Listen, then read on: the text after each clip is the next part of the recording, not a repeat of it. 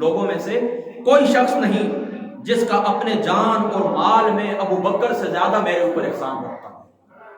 یعنی ابو بکر صدیق رضی اللہ تعالیٰ عنہ، آپ کی ذات مقدس وہ ذات مقدس ہے، ان کا میری ذات کے اوپر، یعنی آقا علیہ الصلوۃ والسلام فرماتے ہیں کہ میری ذات کے اوپر احسان ہے۔ فرماتے پھر آگے آقا علیہ الصلوۃ والسلام فرماتے ہیں، فرما میں زندگی کے اندر اگر کسی کو خلیل بناتا تو ابو بکر صدیق کو خلیل بناتا، لیکن آگے فرما نہیں، میرا جو خلیل ہے وہ اللہ تعالیٰ کی ذات مقدس ہے۔ اب دوستو یاد رکھیں، خلیل کہتے ہیں جگری دوست کو، یعنی جس کی تصویر دل کے اندر بن جائے، جو دل کا مکین ہو۔ تو یہ انبیاء علیہ الصلوۃ والسلام کی خصوصیت ہوتی ہے۔ یاد رکھیں کہ ان کا جو دل ہوتا ہے تو ان کے دل کے اندر فقط اللہ تعالیٰ کی ذات کا بسیرا ہوتا ہے۔ ان کے دل کا جو مکین ہوتا ہے وہ اللہ تعالیٰ کی ذات اقدس ہوتی ہے، غیر اللہ کا تصور بھی ان کے دل کے اندر نہیں ہو سکتا۔ تو آپ فرماتے ہیں کہ یہ معاملہ پہلے سے طے ہو چکا ہے کہ میرا جو خلیل ہے، یعنی میرے دل کے اندر جس کی تصویر ہے، میرے دل کے اندر جو شخص، میرے دل کے اندر جو ذات بستی ہے وہ اللہ تعالیٰ کی ذات ہے۔ فرمایا اگر یہ معاملہ نہ ہوتا تو میں قسم اٹھاتا ہوں کہ میں ابو بکر صدیق رضی اللہ تعالیٰ عنہ آپ کو اپنا خلیل بنا دیں۔ آگے بڑھیے، حضور علیہ الصلوۃ والسلام نے فرمایا رحم اللہ تعالیٰ ابا بکر، اللہ تعالیٰ کی ذات اقدس ابو بکر کے اوپر رحم فرمائے، رحم فرمایا۔ اب دنیا کے اندر بعض لوگ یہ سوال کرتے ہوتے ہیں کہ زندہ آدمی کو رحمت اللہ کہنا چاہیے یا نہیں کہنا چاہیے۔ ہم اسی طرح کرتے ہیں کہ جو بندہ فوت ہو جاتا ہے تو اس کے متعلق کہتے ہیں رحمت اللہ تعالیٰ علیہ۔ بعض لوگ سوال کرتے ہیں کہ یہ صرف مردے کے لیے آپ رحمت ثابت کرتے ہیں، کیا زندوں کو نہیں کہنا چاہیے؟ یہ حدیث پاک کے اندر جامع ترمذی شریف کی حدیث پاک ہے، اس سے واضح ثبوت ملتا ہے کہ زندہ آدمی کو بھی آپ رحمت اللہ تعالیٰ علیہ کہہ سکتے ہیں۔ جس طرح دیکھیں میرے دوست ہیں حافظ صاحب، حافظ طاہر صاحب، میں ان کے نام کے ساتھ کہہ سکتا ہوں حافظ طاہر صاحب رحمت اللہ تعالیٰ علیہ، اس کے اندر کوئی بھی شریعت کے اندر شرعی کوئی بات بھی نہیں ہے۔ آقا علیہ الصلوۃ والسلام نے فرمایا رحم اللہ تعالیٰ ابو بکر، اللہ تعالیٰ رحم کرے ابو بکر کے اوپر۔ زوجنی ابنتہ، اس بندے نے کیا کیا کہ اپنی بیٹی کا نکاح مجھ سے کیا، اپنی بیٹی کا نکاح مجھ سے کیا۔ وحملنی الی دار الہجرت، اور اس نے کیا کیا؟ مجھے سوار کیا دار الہجرت کی طرف، یعنی جس وقت میں ہجرت کر کے مدینہ طیبہ جانے لگا تو اس بندے نے سواری مجھے دی، سواری مجھے دی۔ وآتق بلال من مالہ، اور میرے غلام حضرت بلال رضی اللہ تعالیٰ عنہ آپ کو اپنے مال سے خرید کر اللہ تعالیٰ کی ذات کی راہ کے اندر قربان کر، اللہ تعالیٰ کی ذات کے لیے آزاد کر۔ پھر سن لے آقا علیہ السلام فرماتے ہیں اللہ تعالیٰ ابو بکر کے اوپر رحم فرمائے کہ اس نے اپنی بیٹی کا نکاح بھی مجھ سے کیا، دار الہجرت کے لیے مجھے سواری بھی دی، اور غلام کو یعنی حضرت بلال کو خرید کر اللہ تعالیٰ کی رضا کے لیے آزاد کر دیا، خدا تعالیٰ کی راستے کے۔ آگے بڑھیے، یہ روایت ابن ماجہ شریف کی، آقا علیہ الصلوۃ والسلام فرماتے ہیں ما نفعنی مال قط ما نفعنی مال ابی بکر رضی اللہ تعالیٰ عنہ، فرمایا کسی کے مال نے مجھے اتنا نفع نہیں دیا جتنا نفع مجھے دیا حضرت سیدنا ابو بکر صدیق رضی اللہ تعالیٰ عنہ آپ کے مال نے۔ تو حضرت ابو بکر صدیق پاس ہی تھے، جب سن لی یہ بات سن لی، فبقا ابو بکر، حضرت ابو بکر صدیق رو پڑے، آپ کی آنکھیں برسات برسنے لگی، رو پڑے اور کہنے لگے وقال هل انا ومالی، یا رسول اللہ صلی اللہ تعالی علیہ وآلہ وسلم میں کیا ہوں، میرا مال کیا ہے؟ الا لک یا رسول اللہ، یا رسول اللہ جان کے مالک بھی آپ ہیں، یا رسول اللہ میرے مال کے مالک بھی آپ ہیں۔ تو ہم بھی یہ عقیدہ رکھتے ہیں کہ ہماری جو جانیں، ہمارے جو مال اولاد پراپرٹی سب کے مالک کون ہیں؟ حضور محمد مصطفیٰ صلی اللہ علیہ وسلم۔ یہ زندگی یاد رکھیں امانت ہے اللہ تعالیٰ کی، اور زندگی ملکیت ہے محمد مصطفیٰ صلی اللہ علیہ وسلم۔ ایک منٹ کے لیے بھی ہم اپنا اختیار استعمال نہیں کر سکتے۔ یہ خودکشی کرنا کیوں حرام ہے؟ اسی وجہ سے حرام ہے کہ اس جان کے ہم مالک نہیں ہیں۔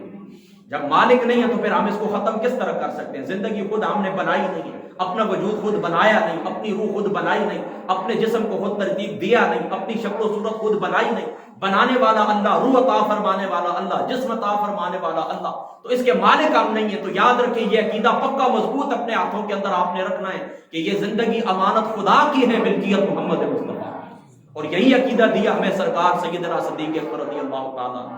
آپ رو پڑے کہنے لگے یا رسول اللہ میں کیا ہوں، میرا مال کیا ہے؟ اللہ لک یا رسول اللہ، یا رسول اللہ مال کے مالک بھی آپ ہیں، یا رسول اللہ جان کے مالک بھی آپ ہیں۔ اللہ اکبر۔ آگے پڑھیے، حضرت سیدنا ابو سعید خدری رضی اللہ تعالی عنہ، آپ اس حدیث پاک کے راوی ہیں کہ حضور نبی پاک صلی اللہ تعالی علیہ وآلہ وسلم ابو بکر صدیق رضی اللہ تعالی عنہ آپ کے مال کے اندر اسی طرح تصرف فرمایا کرتے تھے جس طرح اپنے مال کے اندر بندہ تصرف فرمایا ہے۔ یعنی دیکھیں نا دوستی کا محبت کا کتنا عظیم رشتہ تھا، کتنا پیارا رشتہ تھا۔ آج دیکھیں نا دنیا کے اندر لوگوں کو دوستی کا یہ مفہوم معلوم ہی نہیں ہے۔ جو شخص کہتا ہے کہ میرا فلان دوست ہے تو یاد رکھو، پھر اس کا تقاضا یہ ہے کہ وہ بندہ اس طرح کرے کہ اگر تمہارے مال کے اندر اپنا اختیار استعمال کرے تو تمہیں بولنے کی جرأت ہو۔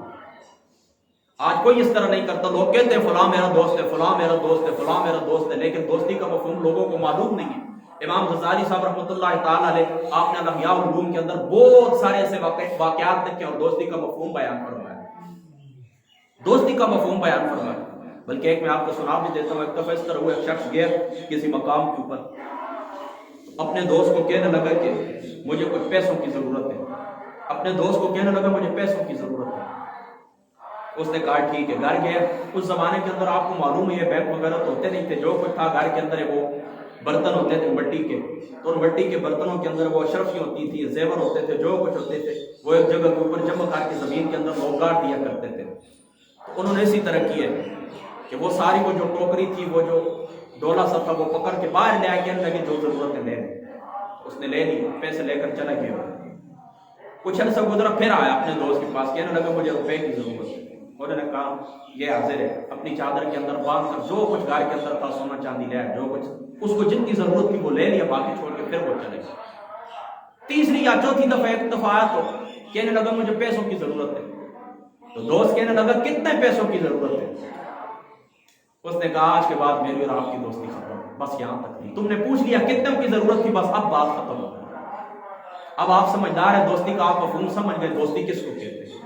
تو دوستی کا مفہوم اگر صادق آتا ہے، مصاحبت کا مفہوم اگر صادق آتا ہے تو فقط نبی پاک صلی اللہ تعالی علیہ وآلہ وسلم اور آپ کے جو صحابہ ہیں، آپ کے جو اہل بیت ہیں، ان کے اوپر صادق آتا ہے کہ حضرت ابوبکر صدیق رضی اللہ تعالیٰ عنہ آپ کے مال کے اندر حضور علیہ السلام اس طرح تصرف فرمایا کرتے تھے کہ جس طرح اپنے مال کے اندر تصرف فرمایا۔ تو یہ دنیا کے اندر جو ہم ایک دوسرے کو دوست کہتے ہیں، یہ زبانی کلامی کہتے ہیں، یہ ویسے ایک دنیا کا وہ دکھاوا ہے، ایک دنیا کی رسم ہے جو ہم نے باہر ہے۔ دوستی کے مفہوم سے ہم بالکل واقف نہیں۔ دوستی کا مفہوم یہی ہے کہ جس کے آپ دوست ہو گئے، اس کی جتنی پراپرٹی ہے، جتنا اس کا مال ہے، دولت ہے، اس کے اندر اگر آپ اس طرح تصرف کرتے ہیں جس طرح اپنے مال کے اندر تصرف کرتے ہیں تو پھر وہ آپ کا دوست ہے۔ اگر ایسا نہیں ہے تو کسی کو کسی کا دوست کہلانے کا حق نہیں۔ اب دوستو بات کو اختتام کی طرف لے کے چلتا ہوں۔ دیکھیں دنیا کے اندر انسان کو تین چیزیں بہت محبوب ہیں۔ سب سے پہلا جو انسان کو پیارا ہوتا ہے وہ اپنی جان ہوتی ہے۔ اس کے بعد جو چیز پیاری ہوتی ہے وہ ہوتی ہے اپنی دولت، اولاد، پہلے نمبر کے اوپر اپنی جان ہوتی ہے، جان کے بعد ہوتی ہے اولاد، اور اولاد کے بعد پھر رتبہ ہوتا ہے دولت کا، پیسے کا، پراپرٹی کا۔ یہ تین چیزیں انسان کو محبوب ہیں۔ اور اللہ تعالیٰ قرآن کے اندر فرماتا ہے زُيِّنَ لِلنَّاسِ حُبُّ الشَّهَوَاتِ مِنَ النِّسَاءِ وَالْبَنِينَ وَالْقَنَاطِيرِ الْمُقَنطَرَةِ مِنَ الذَّهَبِ وَالْفِضَّةِ۔ اللہ تعالیٰ فرماتا ہے کہ ان چیزوں کی محبت میں نے تمہارے دلوں کے اندر ڈال دی ہے۔ تو یہ انسان، یہ ایک ترتیب ہے، پہلے نمبر کے اوپر ہوتی ہے جان، پھر اس کے بعد ہوتی ہے اولاد، اور اس کے بعد ہوتی ہے دولت۔ چلو بات کو ختم کرتے ہیں، اللہ تعالیٰ عمل کی توفیق عطا فرمائے۔ آخری بات ہے، بس اس بات کو کمپلیٹ کرتا ہوں کہ دیکھیں جان، حضرت ابوبکر صدیق رضی اللہ تعالیٰ عنہ جب جان کی باری آئی تو حضور علیہ السلام کی ذات مقدسہ کے اوپر اپنی جان پیش کی، جان پیش کی اپنی۔ کیسے؟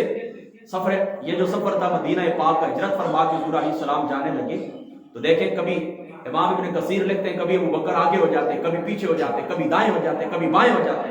حضور پوچھتے ہیں ابوبکر یہ کیا معاملہ ہے؟ تو کہنے لگے اللہ تعالیٰ کے رسول، کبھی میرے دل کے اندر خیال آتا ہے دشمن آگے سے حملہ کرے گا میں آگے ہو جاتا ہوں، کبھی سوچتا ہوں پیچھے سے حملہ کرے گا میں پیچھے ہو جاتا ہوں، یعنی یا رسول اللہ آپ کے اوپر کوئی وار کرے تو یا رسول اللہ وہ آپ تک پہنچنے سے پہلے میری جان نہیں نکالے۔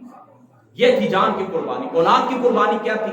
وہ مشہور روایت اپنے بیٹے کو کہنے لگے بیٹا اگر تم میرے مقابلے کے اندر آتے، ایک دفعہ بدر کے بعد وہ بیٹے مسلمان ہو گئے تو کہنے لگے ابو میدان بدر کے اندر کئی دفعہ آپ میری تلوار کے نیچے آئے، میں نے آپ کو معاف کر دیا، میں نے کہا میرے بابا جان ہے۔ آپ فرمانے لگے بیٹا اللہ کی قسم اگر تو میری تلوار کے نیچے آتا میں تیرے ٹکڑے کر دیتا، کیوں کہ تو میرے آقا محمد مصطفیٰ کے مد مقابلہ ہے۔ اور اپنی بیٹی دیکھیں نا، بیٹی سے بڑھ کر کیا رشتہ، اپنی بیٹی حضرت سیدتنا عائشہ صدیقہ رضی اللہ تعالی عنہا آپ کی ذات مقدسہ کا نکاح حضور سے کر دیا۔ تو جان بھی پیش کی اور مال کی جس وقت باری آئی تو امام سیوطی صاحب رحمۃ اللہ تعالی علیہ آپ فرماتے ہیں تاریخ الخلفاء کے اندر، فرماتے ہیں ابو بکر جس وقت اسلام لائے 40,000 درہم آپ کی ملکیت کے اندر تھا، فرماتے ہیں وہ سارے کے سارے یعنی 40,000 درہم ابو بکر صدیق رضی اللہ تعالی عنہ مصطفیٰ صلی اللہ تعالی علیہ وآلہ وسلم آپ کے قدمین کے اوپر دین اسلام کی خاطر قربان کر. تو یہ شخصیات ہے، تمام صحابہ کا یہ جذبہ تھا. دوستو آخری بات میں پیغام کے طور پر آپ کو یہ کہتا ہوں، یاد رکھو حضور نبی پاک صلی اللہ تعالی علیہ وآلہ وسلم کے ساتھ ہمارا دو طرح کا رشتہ ہے. ایک ہمارا رشتہ ہے محبت کا اور دوسرا ہمارا رشتہ ہے اطاعت کا. اطاعت کا رشتہ مکمل ہوتا ہے حضور محمد مصطفیٰ کے صحابہ کی طرف سے، اور محبت کا رشتہ مکمل ہوتا ہے حضور محمد مصطفیٰ کی اہل بیت کی طرف سے.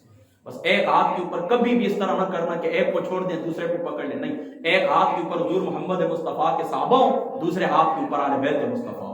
حضور علیہ الصلوۃ والسلام کی آل کو ایک ہاتھ کے اوپر رکھنا ہے، دوسرے ہاتھ کے اوپر حضور محمد مصطفیٰ کے صحابہ کو رکھنا ہے، اور دونوں کو لے کر چلنا ہے. اللہ تعالیٰ دین اور دنیا ہر جگہ کے اوپر خیر عطا فرمائیں گے. کبھی کبھی آپ لوگوں